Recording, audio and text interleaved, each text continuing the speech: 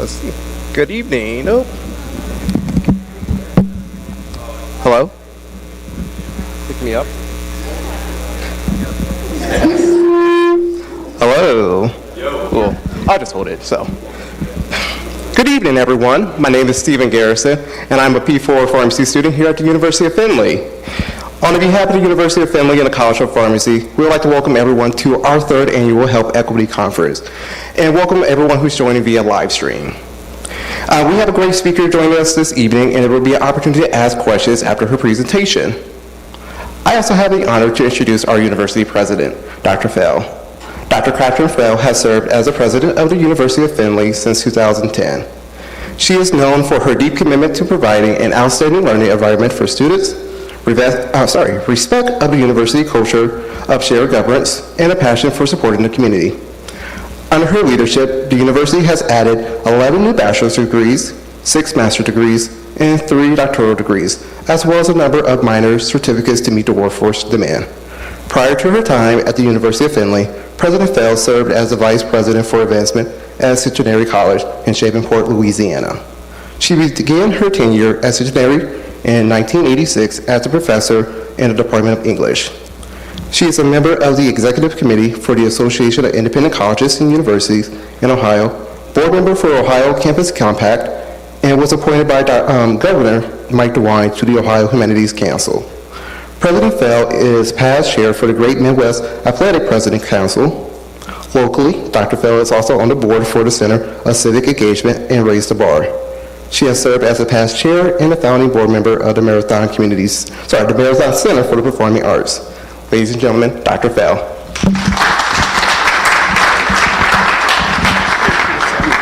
Thank you for that kind introduction. So we are in for a treat tonight. I'm so grateful to the College of Pharmacy for hosting this event each year. Tonight's topic will, of course, be about health equity, something important to all of you and certainly to me. So I believe you will be introduced, your distinguished guest speaker will be introduced by the people in charge. I'm just the president.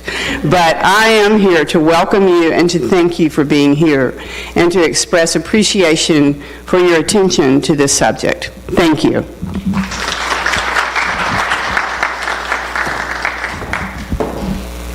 Thank you.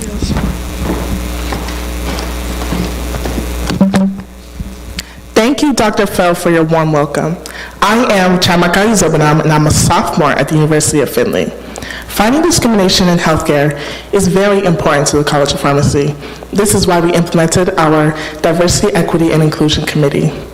We are so grateful to have Dr. Safo here, as she is an inspiration to us all. She graduated from Harvard with her MD and a Master of Public Health. She is a board-certified HIV primary care physician. Dr. Safo is a founding member of Equity Now at Mount Sinai, Vote Health 2020, and the Coalition to Advance Anti-Racism in Medicine. In 2020, Dr. Safo was named one of modern healthcare's top minority clinicians to watch. Dr. Safo has served as a senior medical director for clinical transformation at Mount Sinai Health System. There, she managed over 50 of their practices. She is the founder of Just Equity for Health, which is a healthcare improvement company whose goal is to reimagine how we deliver equitable care. Her efforts and advocacy for anti-racist policies have led for them to be administered on a federal level. Along with her social justice work, she provides clinical care to patients living with HIV and to the LGBTQ+ community. Ladies and gentlemen, today I'm honored on behalf of the University of Findlay's College of Pharmacy to introduce to you our guest speaker, Dr. Stella Safo. Thank you. Can everyone hear me okay? Okay, wonderful. Thank you so much for having me. It is very exciting to be here this evening with you all. I'm coming to you from New York, and so the journey here was really a pleasant one, and you guys are having lovely, lovely weather, so I'm even happier to be here today. I'm going to talk to you today about what it looks like to imagine health equity and care delivery, and around systems design. And before I do that, I want to first kind of locate for you what perspectives that I'm bringing. So I am an HIV primary care physician, and I primarily take care of patients who are afflicted with HIV and other chronic medical conditions. And in that role, I have seen what it looks like to be someone who is stigmatized and minoritized in the healthcare system. I'm also someone who's worked with health systems and big healthcare improvement companies to redesign how we deliver healthcare. So I get to kind of pull the strings a little, and that's been also a really important lens that I bring. And then finally, I'm someone who has a chronic medical condition, and I engage with the healthcare system a lot. And a lot of times when I'm in the hospital or in the emergency department, they see me as a black woman, youngish looking, and before they know that I'm a doctor, I'm treated a certain way. After they know, it may change, and sometimes it may not. But I've experienced the healthcare system from many, many different realms, and I want to talk today about how we can understand the challenges to healthcare delivery with a health equity lens. I want to then outline some frameworks for what it looks like to actually apply this, and I love that I'm getting to talk to you who are all in your training, because I think thinking about these things early is so important. And then I want to share some lessons for how we can keep getting better.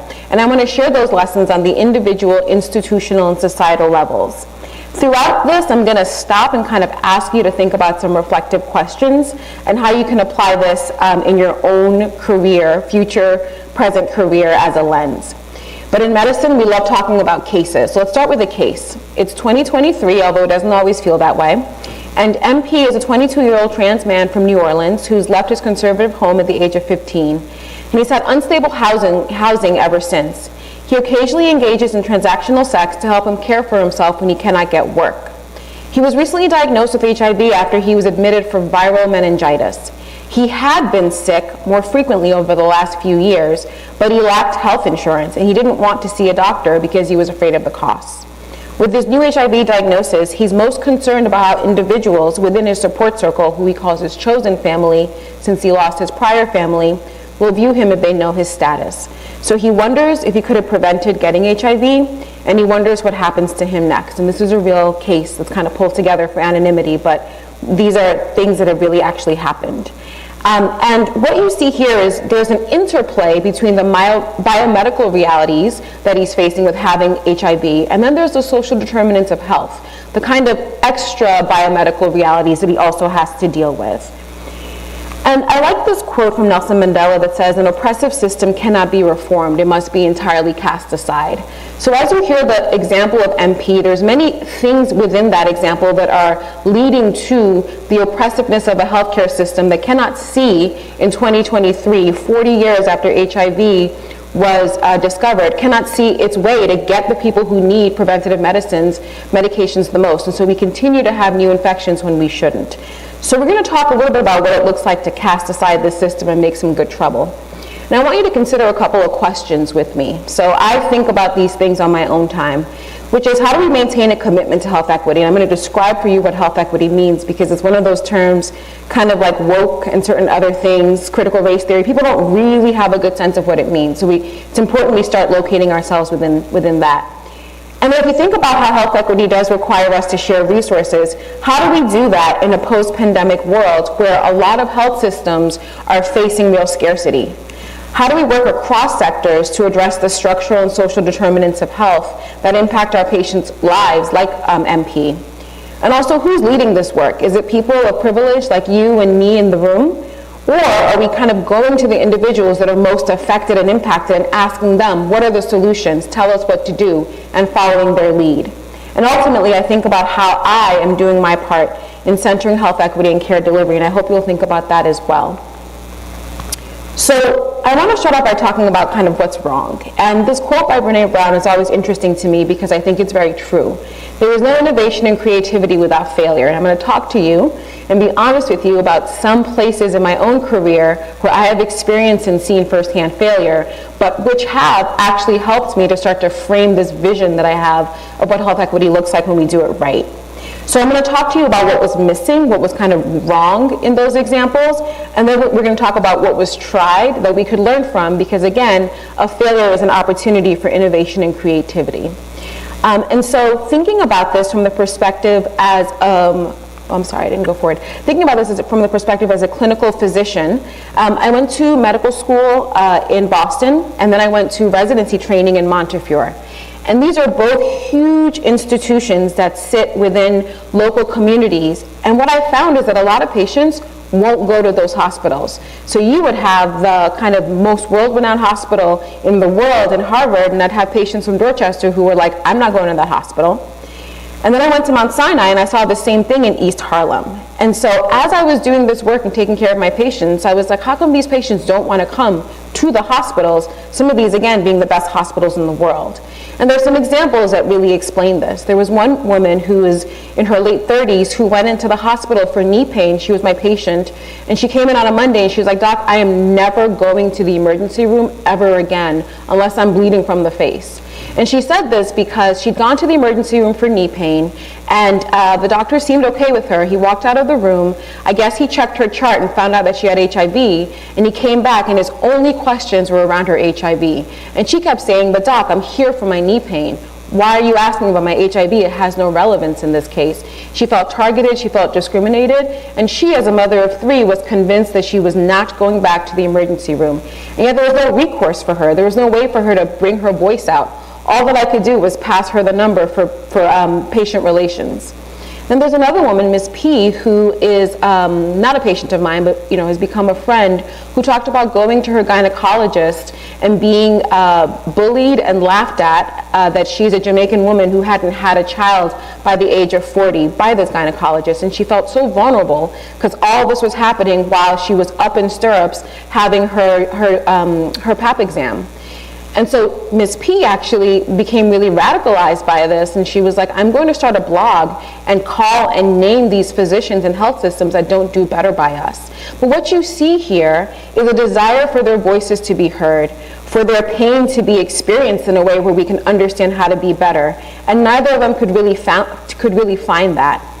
And so we were missing the kind of bi-directional communication from our patients as we're doing the work of providing care in these big health systems.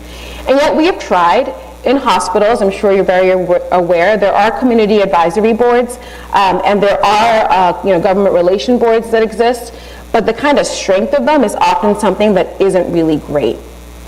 And then when I worked as a senior medical director for population health at Mount Sinai, we were tasked with reforming 50 primary care practices, 50 plus primary care practices, and we're going to work on workflows, technology, staffing. You can't really do this work without thinking about who's going to be using the work that you're designing, the end users. And so when we went to ask patients what they wanted to see, patients were surprised that we were asking, but they were also like, you're not going to make us a real part of your design process. And the patient said to us, they never ask us. The health system never asks us what we're interested in. And so here we tried using a big grant from the state, which was meant to create better partnerships with the hospital and community groups as a way to get more community members involved. And we tried to partner with key community members, again, to get them involved. Were we successful? I would say we were mediumly successful. Finally, I worked for Premier, which is adjacent to the pharmaceutical world, and it's a healthcare improvement company that takes innovation from pharma, biotech, etc., and it translates it down to health systems. So it's a multi-billion-dollar effort, and it was really important for me to see this because as a clinician, I'm often on the receiving end of the tools, medications, etc., that we use, and it seems like no one who's a doctor or a patient had any say in kind of creating it and rolling it out, and I was right. Because in sitting at these tables, I saw that what was missing were healthcare voices and patient voices. We were literally having new medications, new innovations that were going to go to market, and we hadn't talked to those who would deliver them, and we hadn't talked to those who would use them. So when I was there, we created these collaboratives that would bring those voices onto the research early on, and that would kind of serve as a way for us to understand what end users were thinking. Was it perfect? No, but it was an effort. So there's some themes here that you can see in my challenges, and I share these with you because I hope that you are able to bypass some of these. That the clarity really came from the fact that there were just the voices of those who'd be using this work were not present. And yes, we were trying. I gave you some example of the community advisory boards, the DISRIP system between the CBOs and the health system, but it wasn't having a lasting impact on the innovation and design that I was a part of, that I was leading. And the pitfalls were common. These are things that I think we could identify over and over. We didn't invite patients in for co-creation. We didn't create the conditions for them to co-create. For example, in the big practice transformation systems designs meetings that I have, we would throw around acronyms and all these other things that if you were a patient participant trying to understand how to do this, you'd be like, what are these people talking about? We didn't make it so that they could actually engage with our process. And then we didn't try things on a small scale before going big.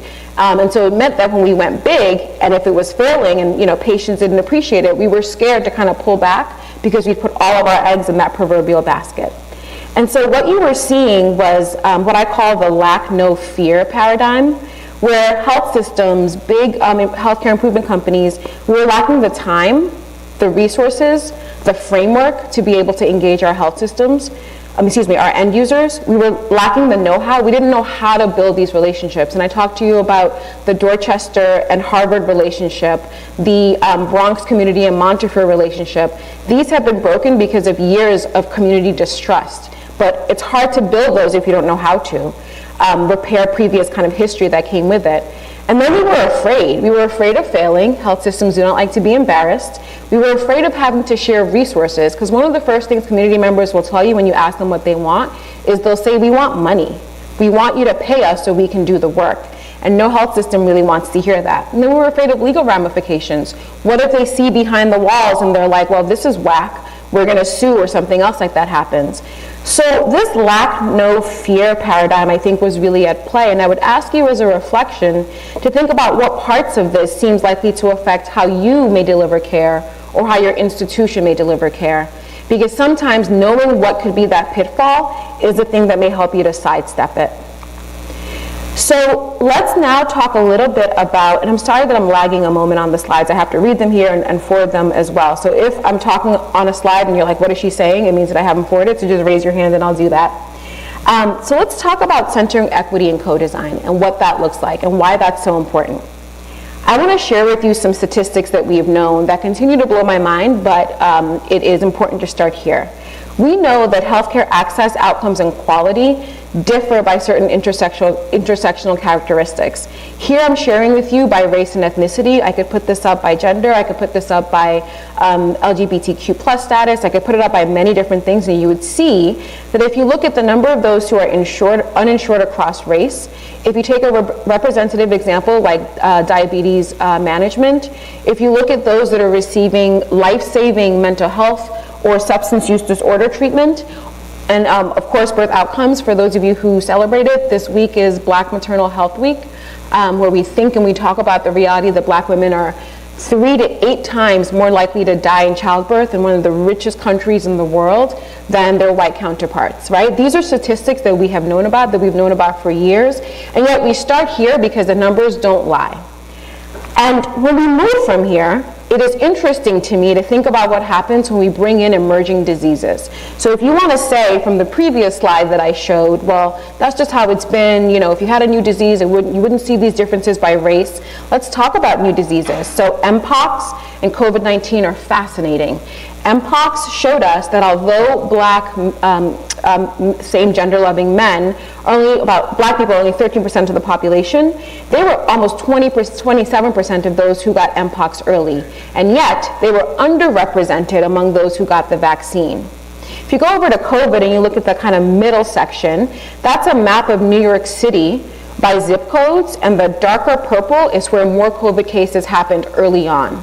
And what's interesting about that map is that in Midtown, which is where the 84-year-olds number is over, and in Brownsville, which says 73, even before COVID, we already knew that life expectancy was 11 years different in these two places. So if you get on the subway and you drive out maybe about 20 minutes, your life expectancy drops by over 10 years just because of where you live, just because of your zip code.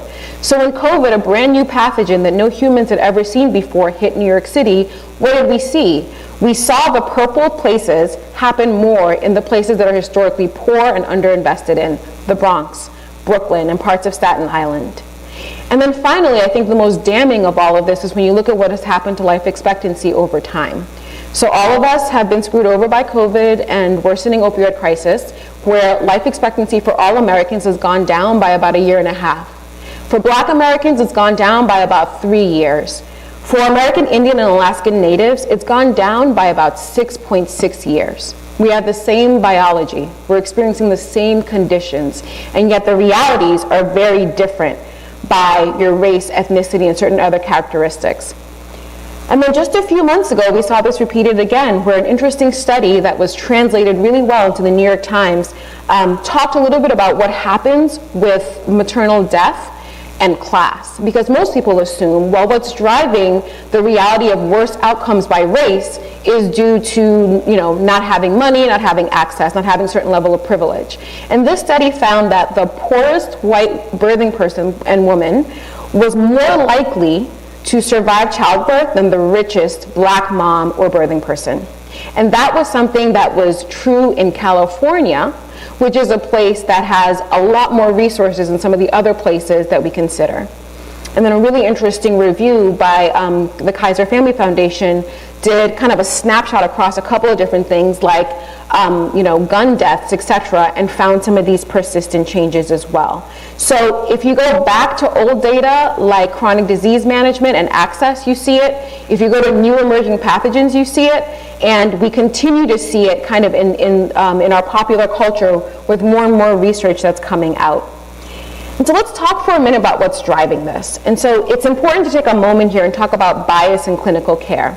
We know that we as healthcare workers have some of the same biases that others in our communities may have. We're not immune to having these biases. And so the way that we talk about it in healthcare is implicit bias. And implicit bias affects a ton. It affects the way that you treat patients who are having heart attacks, the way you manage cancer care, and the way you manage pain. And it has such an impact that we have seen that when implicit bias is at play, it is more likely to affect treatment plans, patient satisfaction, and ultimately, and this is important, patients' willingness to use the healthcare system.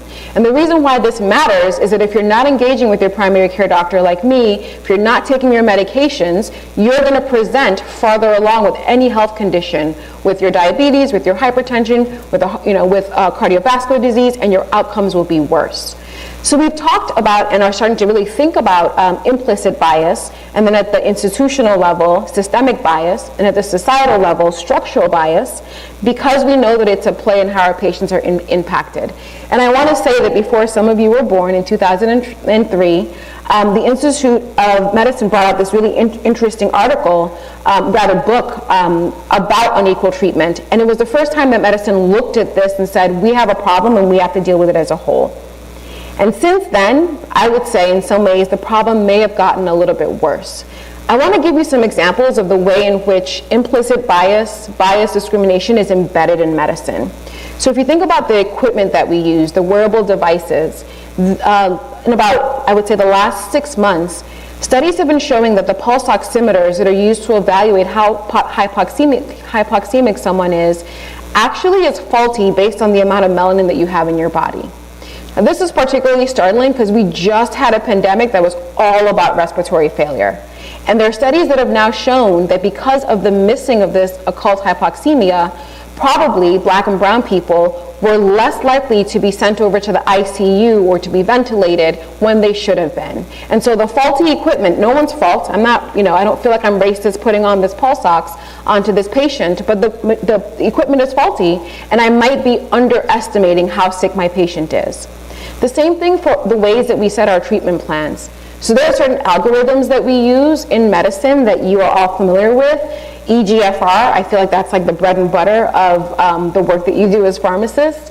And that unfortunately involves a race correction. And that race correction underestimates just how severe the kidney disease is for Black and brown patients. And so what happens is that these are individuals who are less likely to be referred to transplant at a time where they could survive it. And this kind of travels across the way. So for vaginal birth after C-section or VBAC or PFTs, all of these calculators that include race are more likely to have individuals treated less optimally than they should be. And then if we think about some of the new delivery platforms like we have, like telemedicine, there are studies that are now showing that in places where there's a high social vulnerability index, which kind of tracks to how poor the area may be, these individuals are less likely to be able to use telemedicine in a way that's most beneficial. So telemedicine is awesome, it increases access. But if it increases access for those of us with privilege and leaves those without behind, we're just widening the gaps. All of this is becoming maybe more acute as we see big tech and large corporations take over medicine, because what do? They rely on machine learning, they rely on equipment, technology, and if that equipment and technology has built-in biases, it's going to make these outcomes worse. So it's worth here just to kind of bring it together and talk about what I've been alluding to but haven't really named, which is social determinants of health. And social determinants of health that I'm sure you've all heard about are the non-medical factors that influence healthcare. So it's economic stability, it's education, it's healthcare access, it's neighborhood and built environments. And so for us in New York, it's places that don't have sidewalks or don't have, you're not safe to go outside at night. It's social and community context. And here you can think about the criminal justice system and what it does to certain populations more than others.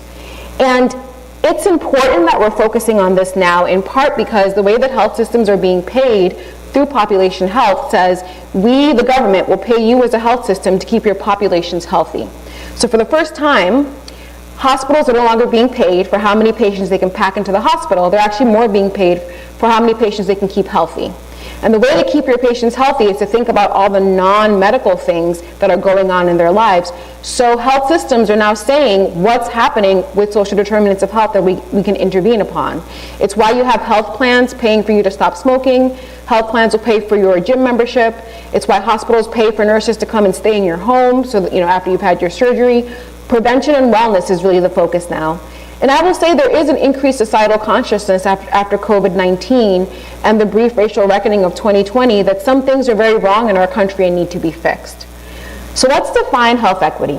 Health equity is achieved when every person has the opportunity to attain his or her full health potential, and no one is disadvantaged from achieving this potential because of social position or other socially determined circumstances.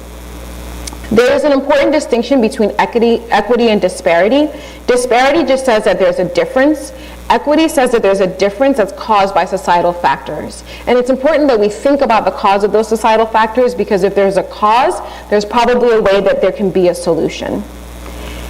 And so let's talk about what some of these solutions may look like. I like this quote from Ayanna Pressley that says, "Those closest to the pain should be closest to the power." And it's followed by a sentiment that I think is correct, which is that you cannot solve a problem at the level on which it was created. And I would say you can't solve a problem if you won't name it. And so what's behind some of these social drivers or social determinants of health issues that I've described to you? It's structural racism, it's classism, it's sexism, it's capitalism, it's work exploitation, ableism, it's all the isms, right? And solving for these problems can't happen inside the four walls of a hospital. So it brings us to this question of how do we solve differently? How do we center equity and address social and structural drivers of health? And I know that whenever I kind of think about solving these problems, I think people are going to think that I'm insane, because I'm telling them that good healthcare requires that you solve racism. Like, how? And I know that bigness can feel overwhelming, but that bigness is worth acknowledging, because now we're going to go small and talk about what it looks like practically. So for me, what that's looked like practically is taking all the experiences that I described to you early on and creating Just Equity for Health, which is a company that thinks about how we operationalize equity within the way that we deliver care. And I use three arms to do this. I use advocacy, I use education, and I use care model design or implementation. I design it with partners who are going to be using it, and I work with healthcare participants and frontline staff to really think about social determinants of health with everything that they do. So the approach is both inside and outside of the hospital system. It centers an equity framework, and I'll tell you more of what that means. And then it, of course, is thinking about who's missing from this table. Who do I need to be designing with? Am I the best voice to be speaking on behalf of the individuals that this affects? So what that looks like for me is a framework that has a set of guiding questions. And I offer you my framework, but I also offer another framework that's really exciting because it's been applied in a couple of different contexts. And my framework thinks about who's doing the work. Are the people who are doing the work the same ones who will be using it? What environment are we in? Have we acknowledged the contemporary and historical realities that have led to the current circumstances? What do we consider as value? So in healthcare, I might care a lot about blood pressure, but my patient might care about whether they can go to work. How do we choose measures of success that matter to those who will be using it? And then when I think about scale, how do I start small and build a little bit bigger so I can fix it as I go along? So that's the DEVS framework that I use with Just Equity for Health. There's another really exciting framework called the Healing Arc framework, and it was created or popularized by Drs. Morse and Wilsbury from Brigham and Women's Hospital. And it has a three-part set of work that you do. You acknowledge that there's been a problem, you set up a framework for how you're going to address and redress it, and then you close with the community. You say, did we actually do a good job? And the reason why this is important is because it's simple, and I'm going to talk to you about why simple matters a lot, and it's been applied in a couple of different spaces. The first place that it was applied was for heart failure care in Boston. So I was telling you about how in the Harvard hospitals we sometimes don't get our local community to come, and that was happening around heart failure. It was found that for the heart failure service, those who were Black patients were less likely to be referred there. And so the Healing Arc framework was applied, and the redress portion, the solution, was that they were going to work with the emergency department and internal medicine floors to actually prioritize Black patients being referred over to the heart failure service.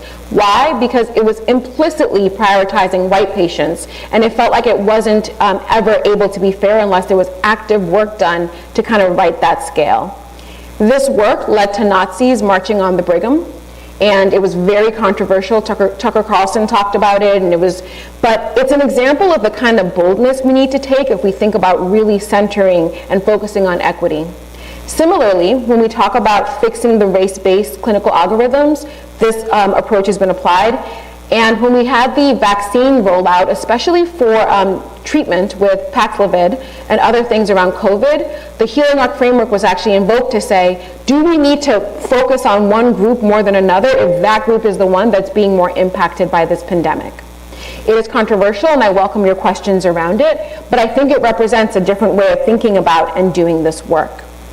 And so for you, as you're sitting here thinking, well, what does this mean? Like, how do I kind of think about this? I want to break this down in a very simple way. I was talking to you about population health and how health systems are having to do this work a lot more now.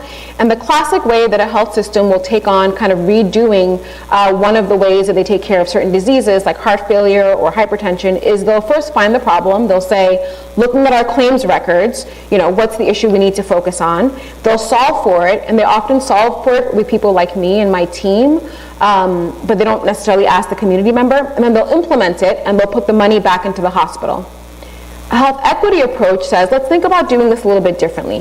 What if we found the problem based on what the end users actually emphasized? What if we solved for it and used our clinical transformation teams, but also included some of our community members? And what if when we implemented, we actually put the money closer to those who are going to be using it? So let me give you an example, because sometimes these things are hard to understand in abstract. So I use HIV because I love HIV. And so instead of saying of this question, like, how do I control my HIV CD4 better, right? By getting those who are uncontrolled to come in, the question should be, how do we reach them? How do we reach these individuals with uncontrolled viral loads better? How do we actually go to the site of care that they need? So it may mean that the care doesn't happen in the clinic. It may mean that you're sending your nurse practitioner to the bathhouses, to the raves, to get a social media account and share information that way, but you're thinking about it in a totally different way. When you solve for it, you have to make sure that you're solving with the population that's impacted. Most of the nurses and doctors and frontline staff in our clinics are not in this community, right? And so how do we get folks who are in the community literally sitting with us, talking with us about how to solve for it? And then when we implement, there's this really interesting space where there's money that comes with these solutions. Are we just going to spend it on hiring another social worker? Or could we spend it in a more radical way that actually is in the community and able to help individuals there? So what you're seeing is that we're focusing on the social drivers, we're bringing end users in, and we're flexing the power that we have as a health system to actually be closer to those who are affected with it through delivering and financing this a little bit differently. So I want to ask you, do you have principles or a framework for how to implement equitable care design? I'm sure most of you are like, I'm just hearing some of these words tonight, so no. But if you don't, I think, and I'll come back to this, it's actually fairly simple to do, and it's a fairly simple reflex to have. And so it's important to think about which central tenets would be vital to your framework. Do you want to focus more on the way you design the problem, the way you engage end users? But it is worth thinking about and thinking through. So I want to share with you some ways that you can think about solutions that are kind of applied and within your realm. But I want to have some real talk about how hard this work is. Because we're in a time where there is a tremendous amount of backlash to doing this kind of work.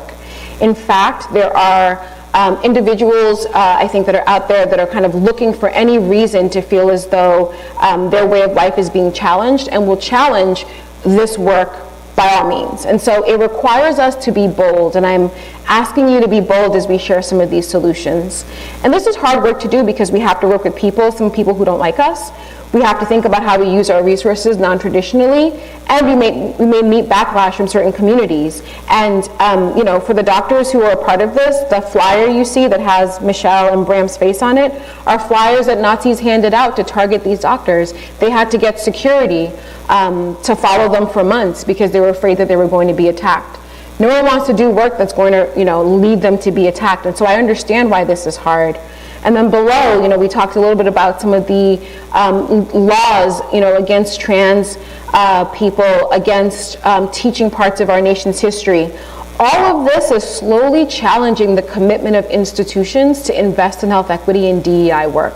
And we know that DEI work won't be successful if you don't center it, if you don't tie it to your strategic plan, and if you don't measure how it's going. And so if you kind of put it in a corner and push it aside, it won't be successful. So there are real barriers to this success, and I would argue that there's 3 things, though, that we can do. And I bring us back to that quote about why it's worth trying, even if we fail. The 3 things that I would suggest that we can do is we can lead from behind, we can create multiple points of accountability, and we can design around an equity framework that we've created. So what does it look like to lead from behind? And this is just, I think, work that individuals in this room are going to be much better at doing than some of us who have the titles and a lot more experience, because it requires us to humble ourselves and to think about who, again, isn't at the table that should be at the table. It requires us to use real-time feedback so people can tell us if we're getting it wrong. It requires us to go to the sites where people are meeting versus always having them come to our health system. And then asking them, how do you want us to partner? Do you want us to lead because we're more likely to get the grant if it has our fancy name on it? Or do you want us to support you in another way? And as a reflex, it's always worth asking, am I as an individual or we as an institution taking up space that could actually belong to a community-based organization? When you're in those relationships, it's also worth to think about how you're setting yourself up for success. So just like you're not trying to waste your time doing things that don't necessarily feed you, a lot of community groups are asked to come and do this work and they feel like tokens. What would it look like if we paid for their time? If we scheduled on the hours that work for them versus on the hours that work for those of us in the C-suite? And what would happen if we also let them know that we're going to do this over and over and over so that there isn't a ton of expectation on just one and done? And the way that we've done this is we do it around education so that health systems can kind of know how to move in these spaces. And we do it around partnering with community groups like we did in COVID to share information in a way that's helpful for them to share with their groups. So I love this quote by a CBO partner that said, "We move differently now. We won't ask to lead, we will insist y'all follow us." And this is in response to feeling as though they were always getting the short end of the stick in working with health systems. And so they indeed move differently. What about this space of creating multiple points of accountability? This is a part that I love because this is work that you can do today. And I heard that your president is involved in civic engagement, and so I'm really excited to talk to you about this. So within the health system, in your hospital, there's work that you can do to make it so that when a patient like Miss S and Miss P have a bad experience, their experience doesn't just go into some random survey that never gets picked up, but it's really listened to. And then it's work when you've listened to that experience to share back with them, this happened to this patient, here's how we responded. Because a lot of times people don't feel heard because we never close that loop. And then when we think about kind of how to get power, part of the reason why community groups can't kind of come to the table is because they don't carry the same weight as multi-billion-dollar health systems. And so we have to think about what it looks like to actually utilize other realms or other areas of power. And oftentimes, that's your local city council or your state representatives. And so the way that we've done this is we've created an organization called Civic Health Alliance that goes into health systems and works with trainees, attendings, leaders to say, how can we actually organize your staff to work on civic engagement, which I've defined up there. And civic engagement is everything from voting, letter writing, protesting, but it recognizes that we as clinicians have a real voice that we can use in partnership with our patients. And that work has led us to pass legislation at the local level, and now we're advocating on the state level as well. And just that picture below is just an example of some of what we were doing in Texas during the pandemic of setting up voter registration drives, which you can do as a health system, which the community often really, really appreciates. And then lastly, think about what an equity approach would look like for you and actually create one. Create one as an institution, create one as a college, and it's worth doing.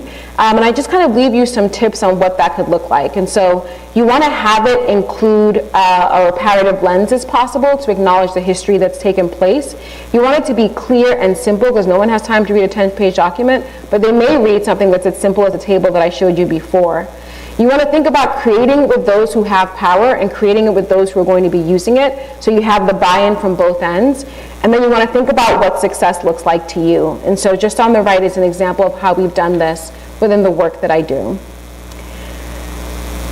So it's worth kind of thinking for you as you're listening of which of these intervention kind of resonates with you. What feels hard about applying these frameworks? And it may just be that you're not yet at a point in your career where that feels applicable. But I encourage you to kind of keep this in mind because all of you will be at the table and will have positions of power in the coming years. And it matters that you're asking the questions of who else are we missing and how are we thinking about designing this work.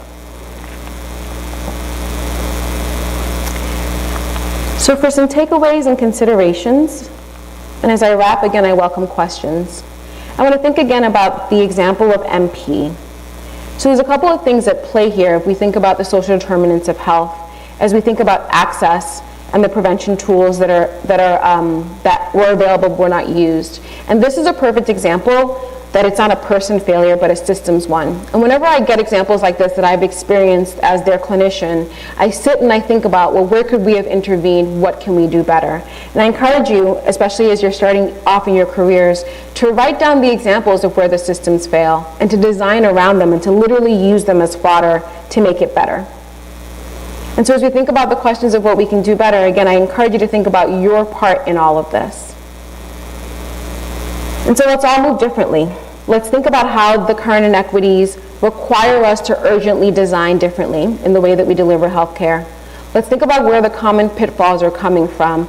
And they're coming from the fear, the lack of resourcing, the lack of understanding of the partners that we're working with. I want to name that we have models and we know what works. There are models that are national models, like the Healing Arc models, and there are models that you can create yourself from the frame, solve, and implement model that I showed you before. And then there's several steps that we can take in order to move differently. We can allow our community members to lead. We can create multiple points of accountability inside and outside the health system. And we can create a customized equity framework that guides our efforts. And so with that, I thank you so much for your time. And Paul Farmer, who passed away last year, was a big mentor of mine, and he said medicine should be viewed as social justice work in a world that is so sick and so riven by inequities. And so I hope that you'll join me in doing this work. Thank you.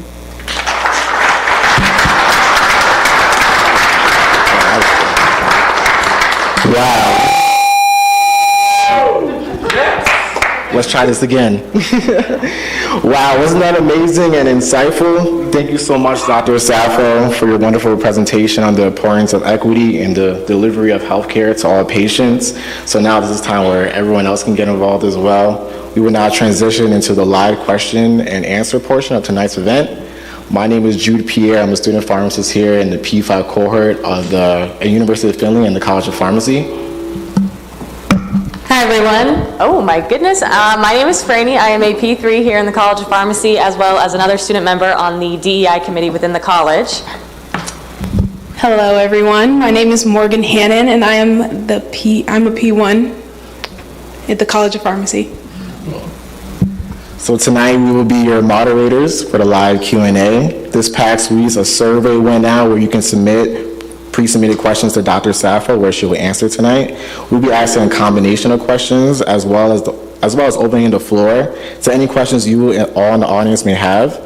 If you have any questions you would like to ask this evening, you could just raise your hand and one of our on-the-floor moderators will come by to give you a mic.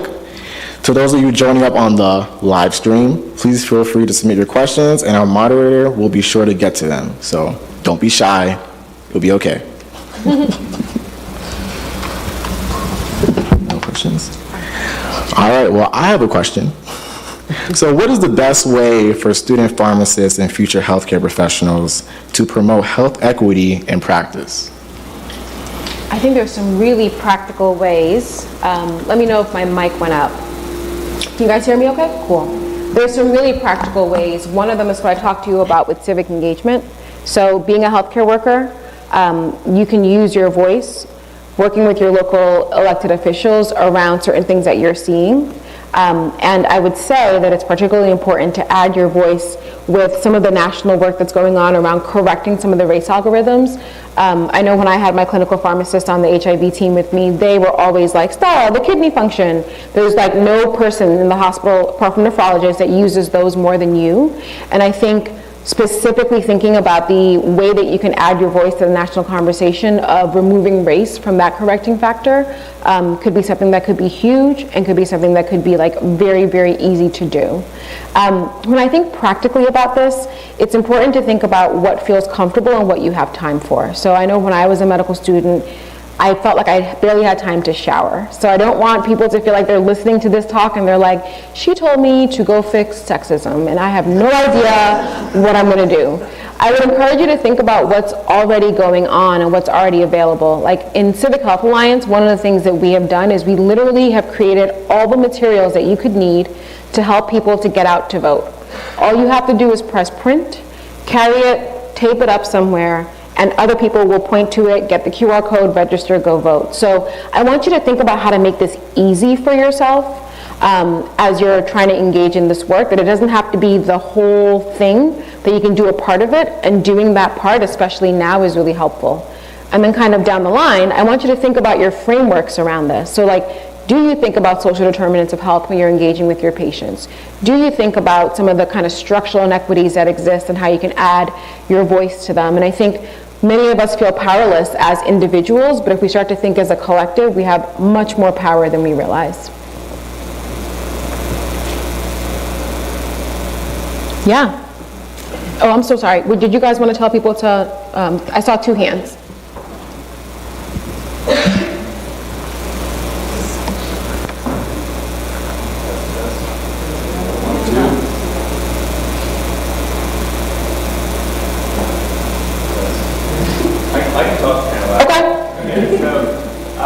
Just because I know some of us might be from other places, but I think a lot of people who go to Finley are from Ohio. Like myself, I'm not really exposed to a lot of different health inequities. Where does Ohio stand when it comes to the population and really just action, for example, like legislatively, when it comes to solving a lot of these problems? Yeah, so Ohio is not doing great. I did a talk not too long ago in Toledo, and we're talking about HIV, and we're talking about HIV criminalization laws. And I don't know if you guys know much about HIV criminalization laws, but there's such things as if you have HIV and you spit on the street, that could be considered a federal offense that you harmed someone. And if you think about it, people who had COVID who spit on the street, were they arrested? Right? Those laws come from the stigmatizing of a group back in the day when people were terrified of HIV, didn't know what was happening, but they're still on the books in 35 states. And one of those states is Ohio.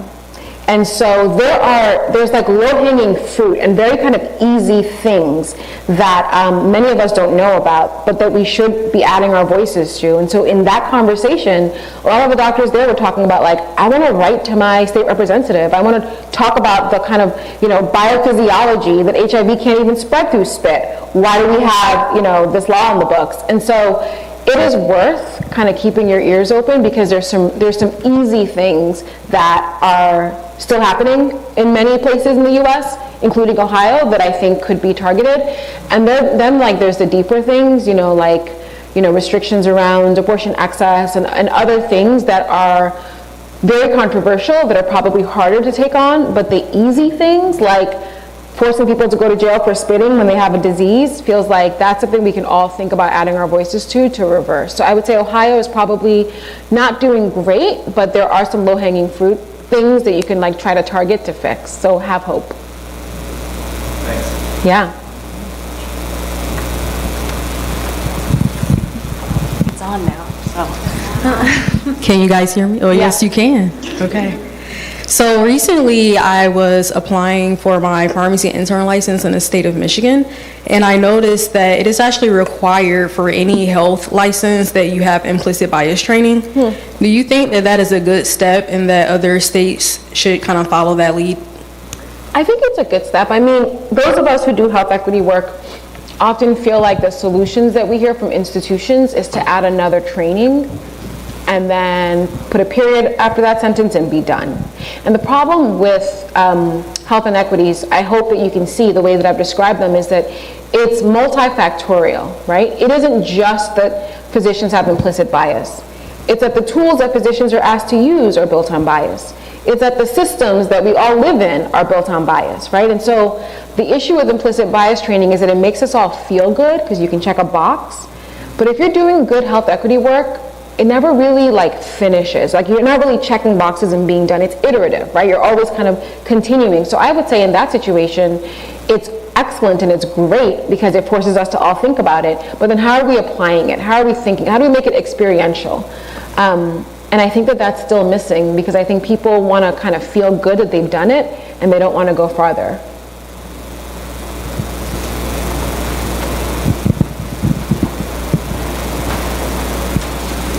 Thank you very much for the nice talk. For this is a great way for me to promote the course I give called Healthcare Challenges and Opportunities. So what you have learned in 1 hour, you can sort of expand it for the whole 15 weeks period, okay? So if you like this, if you are here, this is a great way. I give it as an elective. And I started this simply after knowing what happened in COVID. We spent the maximum in healthcare and we got the worst outcome. And most of the politicians will say we don't want to import anything from outside, as though we are doing a great job. So, and that's just like this, what she says, I also asked my students to write a letter to Finlay Courier on any health topic, just to show their involvement in doing this. So again, so if you have not taken, only 6 students have taken it here, so others are welcome to join. Thank you. I love a good hustle.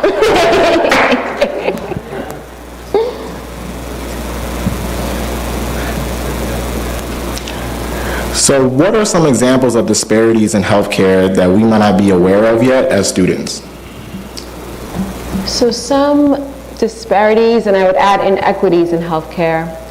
So it depends kind of on what level you're thinking about it. I think most people are very aware of social economic issues, like when your patient comes in and can't afford to pay for things, and I think people think a little bit less about built environment. You know, I've definitely had it now. When I worked in the Bronx, I would have patients who would come in with you know, an asthma exacerbation, and it was just so clear that all of the asthma teaching, all of the medications wasn't going to get at the fact that they were living in a roach-infested apartment, or they were living, you know, in the Bronx in the 1950s. The city of New York decided to build all of the highways that carry, it's like the northeast corner, that carry goods through the Bronx. And so there was violence done there in that it didn't go through the Upper West Side, it didn't go through parts of Manhattan, it went through the Bronx. And so people are literally living above highways and breathing that in and day out.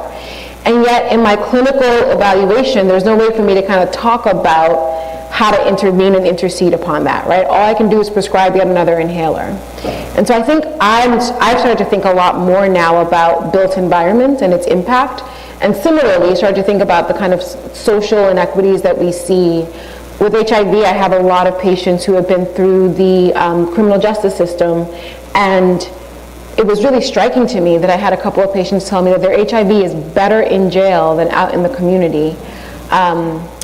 because they have regular housing, they're given their medications by someone, they don't have to struggle to get it. And it just made me think a lot about the psychology of that, right? Like, you get meals, you're able to, and like what that means for people moving in and out of these systems. And so I would say of the kind of, the little wheel that I showed you of social determinants of health, it's the last two wheels that I feel like I've kind of had to think a little bit more, and that has come from being able to do continuity medicine, where I sit with patients and I learn about their conditions over a period of time. But I think most of us think about the healthcare access, most of us think about, the way finances play into healthcare delivery. I think it's a little bit harder for us to think about the kind of built environment and the things like racism and criminal justice impact on our patients' outcomes. But you will get to them if you ask questions. If you keep asking your patients, they will absolutely tell you a lot of that.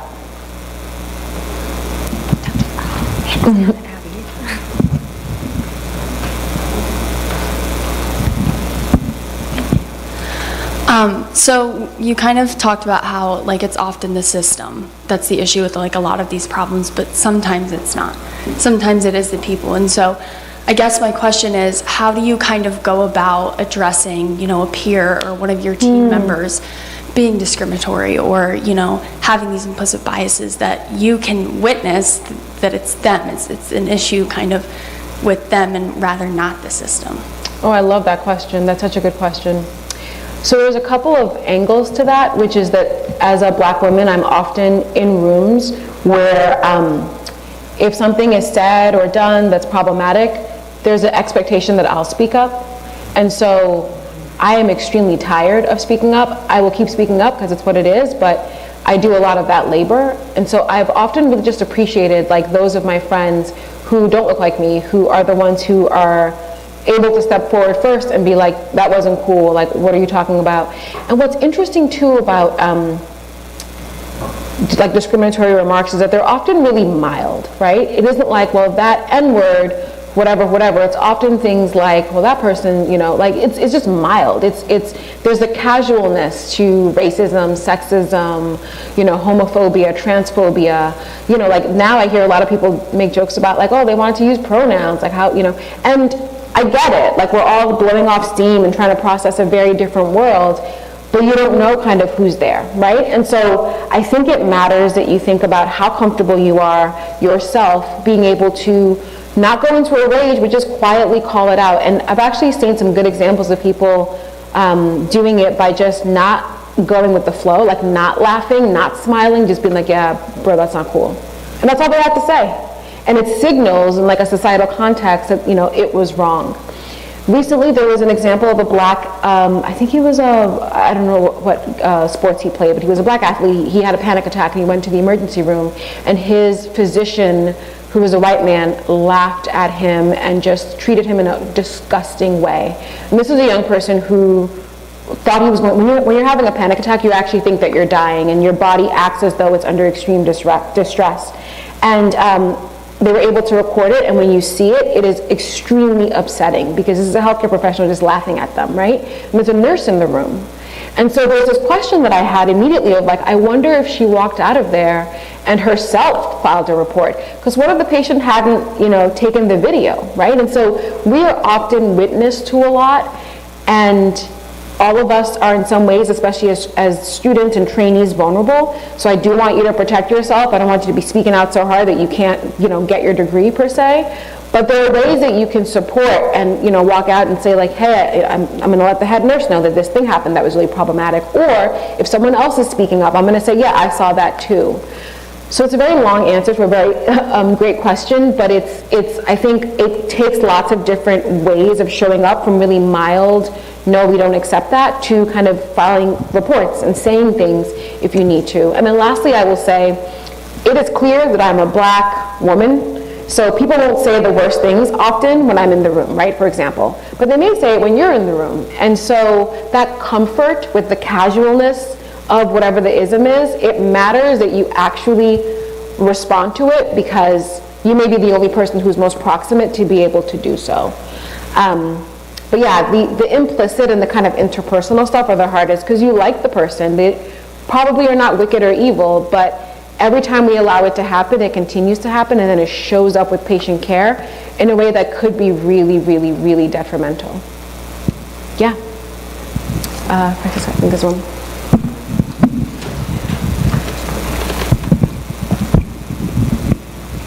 I know your voice is loud enough, but the live stream. No worries.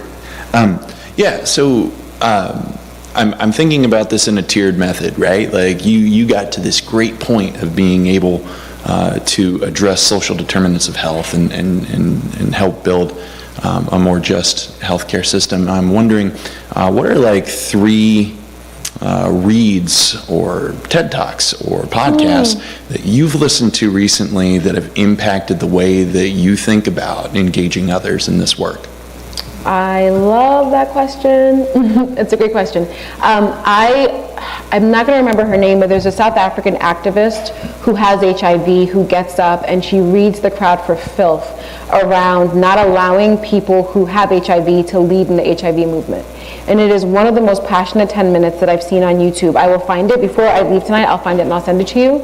And it's just a reminder of the violence that we do when we treat conditions, make policies, etc., and don't include these individuals that are suffering. I'm reading something now, I shared it with the group before, called I Can't Save You by a friend of mine, Anthony Chinqui, who's a physician. He has a really funny voice. He's a TV writer as well. His book just came out, and it is an excellent portrayal of what the young person asked about just the everyday casualness of racism and the incredible damage that it does. This is a Harvard-trained physician who goes through surgical training as an ENT doctor and is stripped down of his humanity to the point where he considers suicide multiple times. And it takes you into his head and you see how it all works. And I think that those type of stories are really important because that's what's missing. Sandy and I were talking about it before. What's missing, I feel like, from our current political climate is empathy. So anything that puts you into a more empathetic mode, I think, is really, really great. And the book is also funny when he's not talking about ending his life. It's actually has some really great funny portions. So I'd read that. And then I think I would read anything by Kamara Jones. I mentioned her earlier, but she talks about racism and she uses these allegories to describe what racism is like. And it is incredibly powerful, and it just makes it stick for you as to what we mean by, the differences in how people are going to turn out she uses the allegory of the gardener. So when you plant something in soil that's rocky and it doesn't have any nutrients, versus when you plant it in the best soil and then you watch the plants grow and then you disparage the plant that isn't growing well, but they never stood a chance. So she does a lot of those teachings, and it's super accessible. It's really easy to understand. And so I will try to remember to get all of those together to send out to you guys. And what inspired you to specialize in HIV care? It's a great question for me. I think I'm a child of the 80s, and so I grew up with that sense of fear of people with HIV. And when I was 18 years old, I went to an HIV summer camp, where it was a program called Birch Family Camp, where if you had HIV or anyone in your family had HIV, you could get 2 weeks away in this camp and you could all go, the mom, the dad, the children. And I went to go work with the kids there. My mom is a pediatrician, and so I've always liked kids. I wanted to go work with the kids. And I just thought I would do it for fun as a summer thing. My family's from West Africa. We never went to, things like summer camp and whatnot. So I had no sense of it. So I thought this would be a good way to do it and help. And one day I was taking care of one of the kids, and I was holding him up, and he was yelling and laughing, and he spit, and it landed in my mouth. And I had this immediate fear that I was going to get sick. Not rational, but I had it. And I was 18 at the time, and I was like, what would happen if I got HIV? All these horrible things would happen, and I just really catastrophized it. And I felt such a sense of shame for how scared I was, knowing that this, wasn't going to happen in this way. And it really humbled me, and it made me want to work with patients who everyone's kind of afraid of, even though we don't really have any reason to be, knowing that even if you get HIV, you can be treated, etc. So I think about that little boy sometimes. And then when I went to Uganda, not long after that, I got a needle stick of a patient who had HIV and went through the same process of just the fear and And so I think I'm someone who is, like all of us, I have been humbled by my experiences, and it's my way of being able to give back, and that humility, I think, really guides my clinical care. It's also a population that's incredibly resilient. Like, I have never met people who just go so hard for their community, for their own health, and so it has been a pleasure. It has been one of the pleasures of my career to get to work with that population.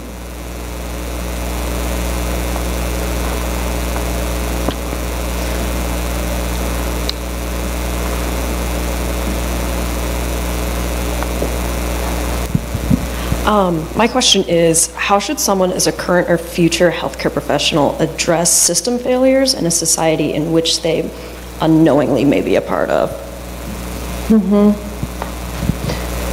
So how do you address it in a system that you're a part of? I think the most important thing in that example is to think about the solutions. You know, one of the things that I've seen that allows health systems to really dig in is if you identify a problem that they can't solve, there is this feeling of when we're open to being attacked or critiqued, and there isn't an alternate to doing it, so we're going to keep doing it the way that it is. And so as I think about, you know, your question, there's something in there of as you've seen the problem, how do you think about what that solution could look like? Who can you work with so that as you're bringing up the problem, you're coming with the solution? Now that is a lot of work, but you're much more likely to be successful if there's a way that it can be framed that allows you to, I think, come away with it with some tools for making it better. We see this a lot in our clinic. There's a ton of things that are not right that, you know, our health system doesn't particularly want to work on, but it has been helpful for us as a reflex to be able to say, and here's what we could do, and to say, patients have said that they would appreciate if we did these things. So we do surveys, we work with patients to be able to kind of use their voice to really drive it. Similarly, a lot of times when I work with medical centers and like universities, when we talk with their leadership, we will often say, and your medical students want XYZ to happen. And so let's think about how to make these solutions happen together. But I think it's hard to come at people with just problems, especially in this day and age where, you know, there's so many things that we're still kind of solving for after COVID, that I think a focus on what even earlier potential solutions could be, I think could go a long way. Did we want to do any of the online questions, if there are any? So what advice would you give us student pharmacists for trying to make healthcare more equitable? I would say that you should frame this work as lifelong work and not just as something to check off, because you get really tired. And I would say you should find your people. You know, like my friends and I have friends who are chief diversity officers and everything. You know, we often joke about how we know we're doing our work well because we've pissed people off and they're at risk of being fired. We're like, we're on the right path, you know? And so that allows us to kind of keep going. I think it is really hard to feel alone in this. And as we've talked about and as was said earlier, these are systems, right? And so if the system kind of breaks you down and you leave healthcare, then the system in some ways has like done what the system does and will just move on and churn. And so your longevity actually matters. And you know, every time I do a talk like this, every time I travel and I'm meeting with new folks, I think about how we're creating a bit of an army of people who will ask the questions, who will come with the solutions, who will demand that things are a different way. And if each of us does a little bit of that and supports each other in doing that, I think that we will be able to be closer to the goal than if we go so hard that we burn out and then we're out. And then, you know, it's like we've lost a soldier in this and we need to think about what that means, right? Because each of us is valuable in this work.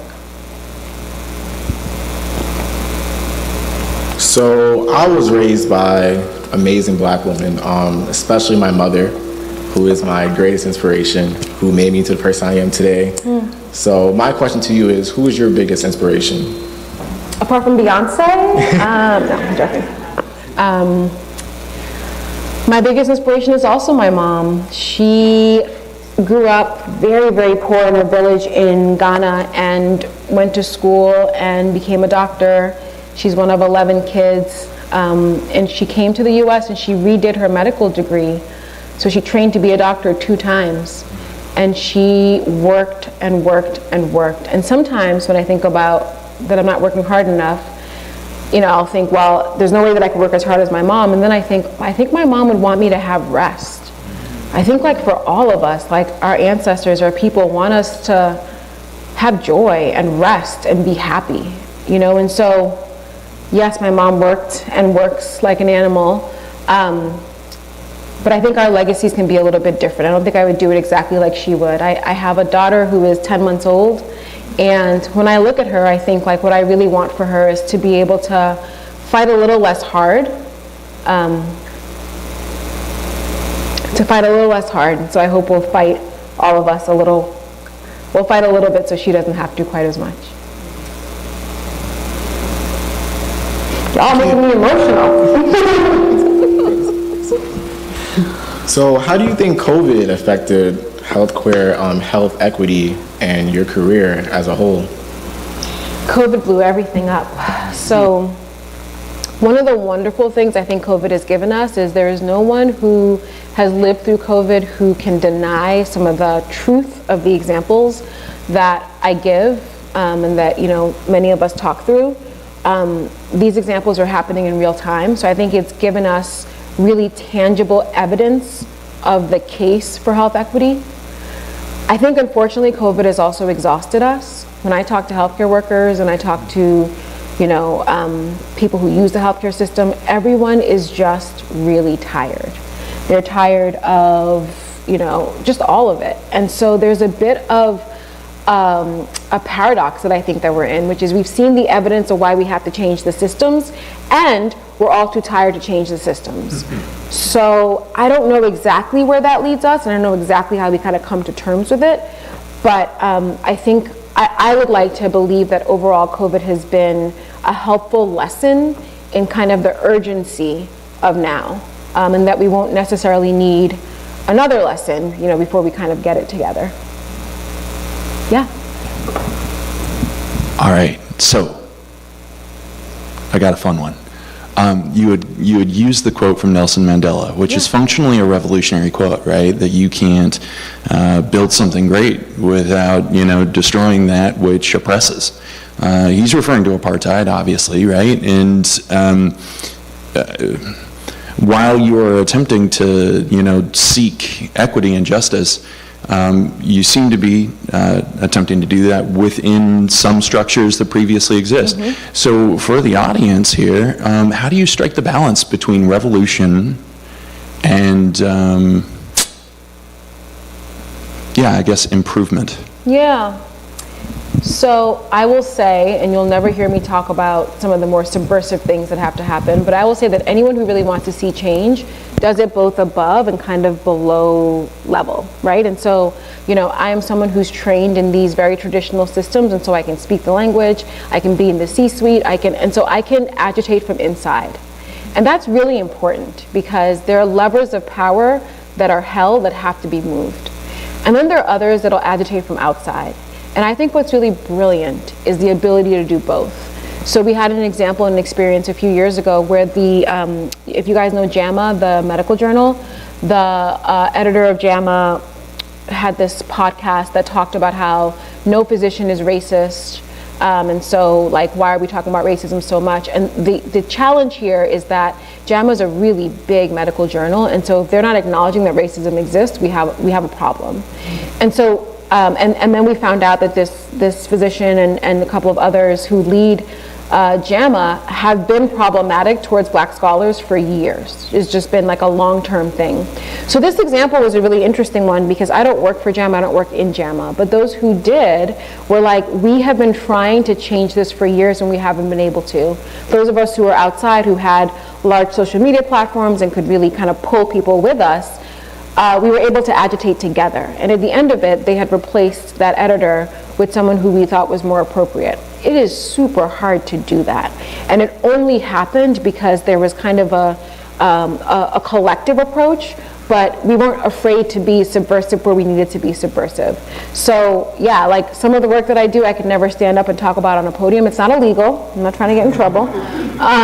But it is, it's different, right? And it pushes the boundaries a little bit. And so I think it's an important question that you ask because you have to figure out where you're really comfortable.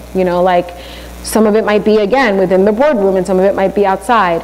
But part of the reason why I talk about civic engagement so much is because that is a way for you to do a little bit of both, right?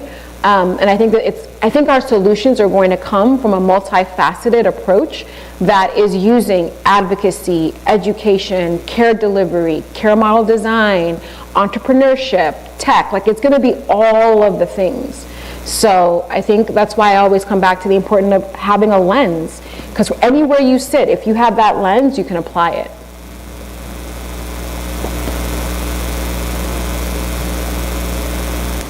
So what would you say is the biggest problem that you face on a daily basis as a healthcare professional today?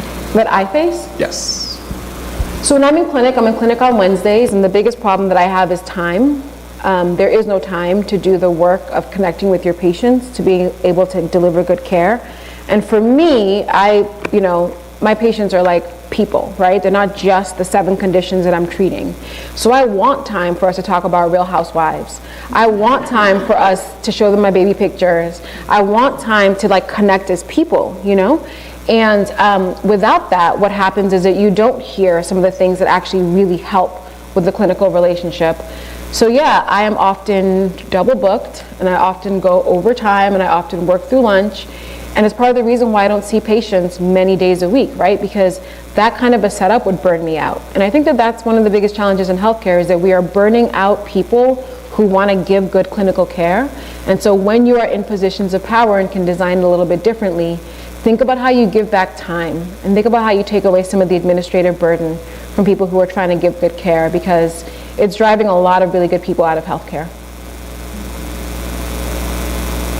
So unless there is any more questions from the audience, this is going to be our last question. So how can someone who doesn't plan on going into healthcare still make a difference? So I think we've kind of gotten to it a little bit before, but I think it's in the realm of thinking about how you use your voice. There is a young, I think he's a medical student, but even if he wasn't, he could do this, who is on TikTok, which I'm not on, but I know it has a real impact. And he tells the story of racism in medicine in like little like snippy things, and people take it up and they learn from it, and it's amazing. And he happens to be a medical student, but I think an anthropologist could do this, you know. So I think it's worth thinking about, like, what form of delivery do you want to use? You know, like the physician that I mentioned, Tony, he tells his stories through the television shows that he writes, you know. I think that there's a way that you can think about what brings you joy, what brings you satisfaction, and manifest that into doing work in a way that centers equity. I think if you're in healthcare, one of the ways that you could do this is, it really is worthwhile to collect stories, because stories are incredibly powerful, and you will see things that most people that you know will not see. And so as you go through those journeys, it's worth really thinking about how you hold those. And, you know, especially with COVID, for some reason, many of us in healthcare were asked to do a lot of local city council testifying, where we talked about what we were seeing on the ground. And that went across the board, nurses, pharmacists, like everyone was really asked to use their voice. So I think that there's a way that you can, you know, capture those stories as a healthcare worker. And if you're not a healthcare worker, think about how you share those stories. And with that, I want to thank you all so much for having me. I really appreciate the time.